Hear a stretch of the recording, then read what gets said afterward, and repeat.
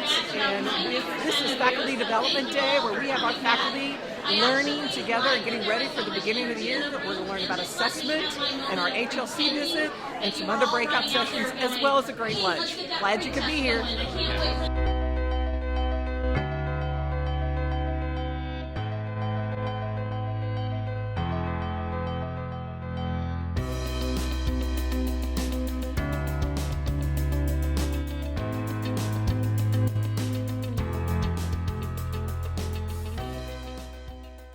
Interlink, I really want to focus on the assessment piece.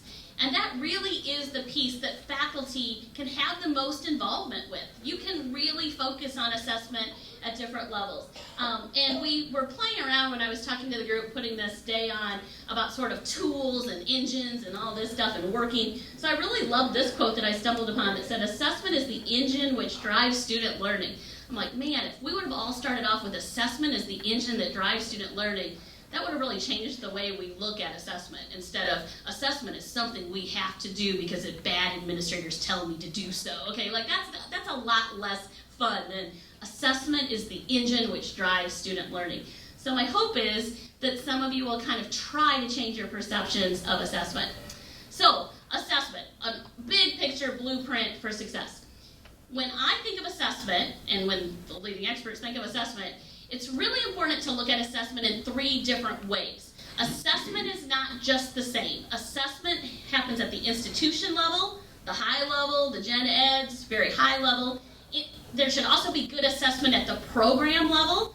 So some of your programs probably are doing great program level. And then just in your own little course, you should start thinking about how are you assessing things. Hello everyone. Today, for Faculty Development Day's assessment topic, I will be talking about the SCOTS program, how faculty can invite student assessors into their classes so they can get a diagnostic view of what their teaching looks like from the seats. Looking forward to seeing you. As for the actual experience, it was really cool. I had no idea. That minute-by-minute thing that you get, it's really interesting. I brought mine too. Hi, I'm Dr. Erin Ray Fliggy, and I had the honor of being able to present at 3 workshops for CSTL this past summer, and one is Thrive in 5, and the other is Faculty Development Day. Thrive in 5 had 2 different workshops. I did an active teaching session, and that one was really cool because I got to share strategies of how to engage students. People who take my classes will tell you this too. There's no park and learn in Fliggy's classes. And so we just talked about different ways to engage our students, maybe what's worked, what hasn't, how it feels when something doesn't work, how it feels when it does, and really just thinking about the content that we can apply to our classes and actually help our students learn. And the session I got to do with Chris and Chris Baranovic and Mike Simmons was about the SCOTS program. So that's students collaborating on teaching through the CSTL, and it's basically a mystery shopper kind of class evaluation process, if you will. So 2 students come into your class, you don't know who they are, you set up a time, and you can ask for people to look for specific things or just completely observe, and you get feedback from these students that are trained through CSTL, and they're looking for, I think it's 8 different criteria, and they give you feedback on how you did in your class. So there are 8 main criteria that they look at, and so they are trained to understand what the criteria are, how to look for evidence for those criteria, and then put it together in a nice, palatable format for you.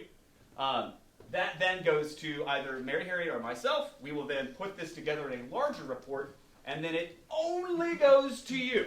So those of you who are familiar with the mystery shopper concept, it's kind of what this is.